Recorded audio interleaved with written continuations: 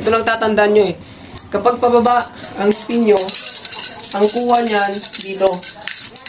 Papunta dito sa kanang bahagi ng kamay mo ang pag-open ng daliri. Kapag ang strike nyo naman ay, or ang spin nyo naman ay pataas, ang kuha naman yan, hindi pwede dito. Ayan, kapag kinuha nyo yan dito, wala kayong mahahawakan. Okay, kasi pataas nga ang ikot niya. So, kailangan, kapag pataas ang spin nyo, ang kuha niyan dito sa loob. Okay? Nasa kaliwang bahagi naman ng pagkuha or pag-open ng daliri. Unang tricks na ituro natin yung ganito. Yung pataas. Tapos, boom. Diba? Pangalawang tricks sa version 3. Mga ano lang may clean tricks lang dapat muna. Basic lang muna para matutunan nyo muna bago kayo pumunta sa mas mataas na baitang. Kailangan sa unang baitang muna, pangalawa, pangatlo. Step by step ba? Okay, excuse me. Dito na muna tayo. Pangalawang tricks na pwede natin, o pwede nyo pag-aralan. Pababa naman.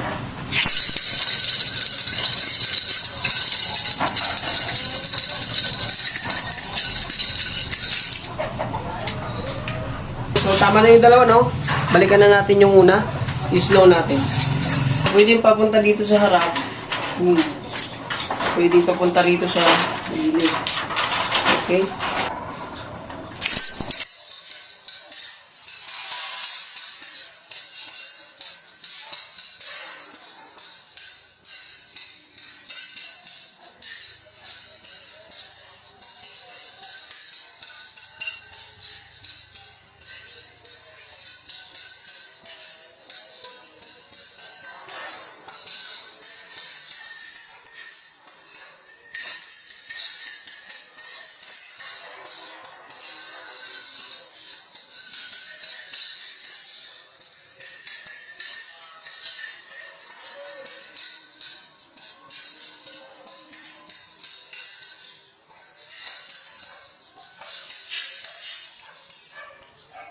Okay?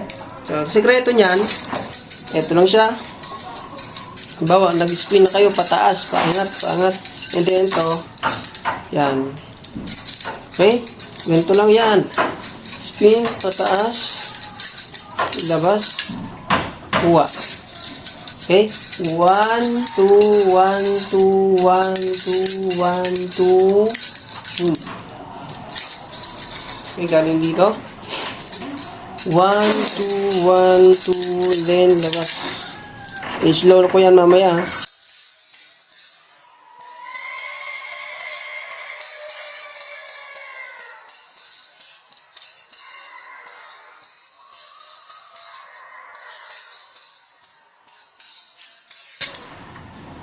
Pag dito ng ikot sa kabila, pagpapunta ng ikot dito sa kabila, iunat nyo na yung dalawang daliri, and then pag sumabit na siya dito,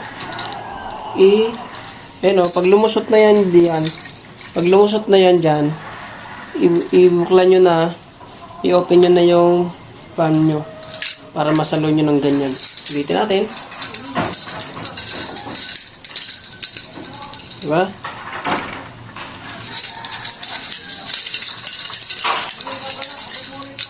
Diba? So, hawakan na natin or kuhanin na natin.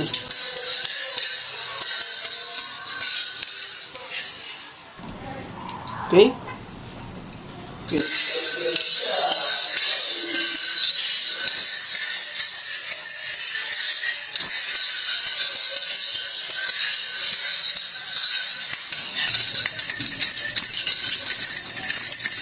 Okay, so i-slow ko to para mas makuha nyo.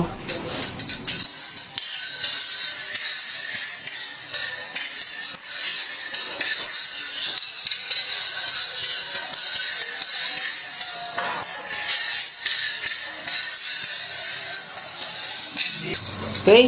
Slow.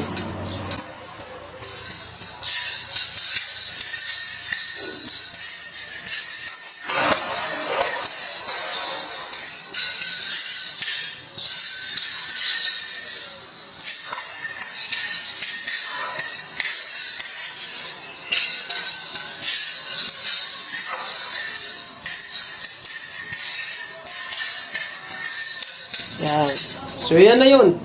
Ang ano nyo na lang doon ay practice na lang. Nakuha nyo na, nakita nyo na kung ano yung proper doon. Ang gagawin nyo na lang ay ensayo na lang. O, lagi nyo na lang practicein. Ganon din naman dito sa pababa. Same lang. Same lang guys. Same lang. Ayan o. Rest roll. Tapos kuhanin natin. 1, 2, and kuha na. Ulitin ko at i-slow natin to.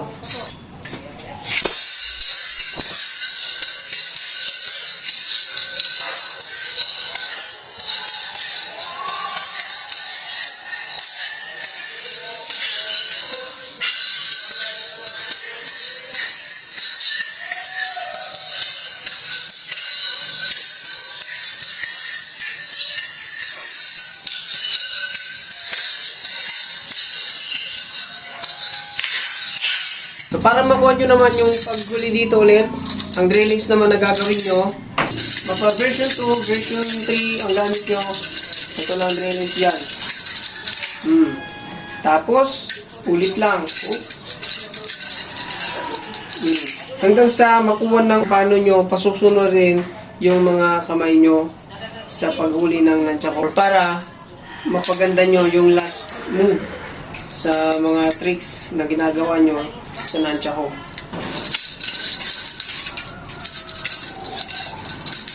I-slow ko ulit sa inyo para mas maintindihan nyo. Pero tatandaan nyo, habang tinitignan nyo, pinapanood nyo yung slow motion na ginagawa ko or tinuturo sa inyo na drillings, tatandaan nyo yung sinasabi ko na kapag pataas ang ikot, kaliwa po or paloob ang open ng daliri. Slow. Masdan nyo kung pataas o pababa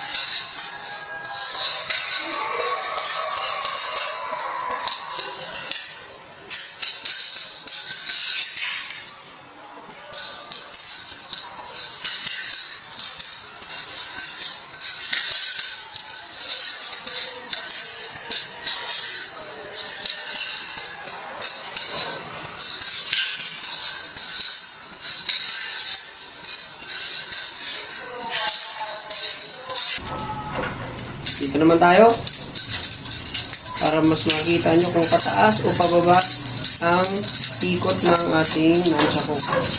Okay, so slow natin.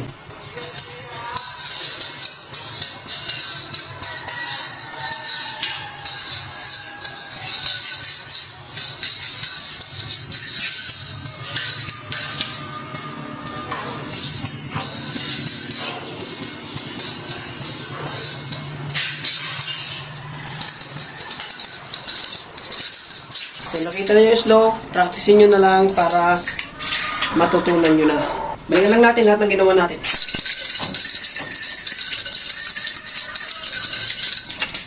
Pangalawa, pababa.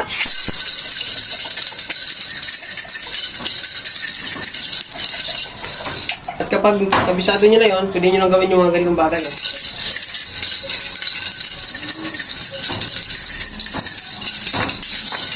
Tapos, stop nyo. Ganyan o. Yan. Diba? Kinuha natin dito sa kanan. Kuhanin naman natin sa bandang kaliwa.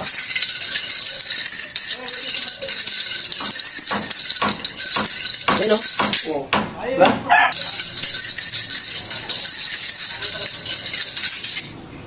Yan.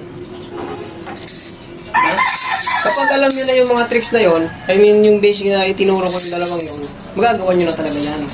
So ngayon, kung hindi nyo pa sanay, huwag nyo munang gayahin. Doon lang muna kayo sa itinuturo kong basic. Dito, yung ganito. Alamin nyo muna ang spin ng nunchaku kung saan. Kung pababa, kanan. Kung pataas, kaliwa. Ulitin natin. Pababa, kanan. Pataas, kaliwa. Okay? Bandang kaliwa ang tinutukoy ko.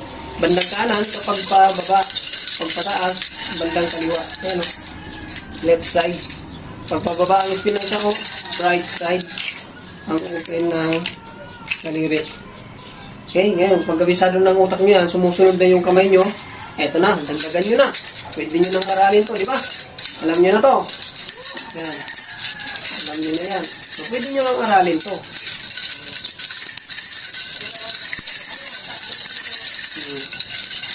Ano nyo na dito, pabalikin nyo ng ganyan. Pabalik-balik lang yan, pabalik-balik lang. Okay, so sana nakatulong yung video na ginawa ko. Akin yung practicein para sabay-sabay tayo na matuto ng nunchako. So yun, sa hindi pa nakapollow sa akin, please follow naman po kayo para marami pa tayong magawang tutorial dito. Siyempre mag-comment na rin kayo, mag-request kung may gusto kayo at ituturo natin sa inyo.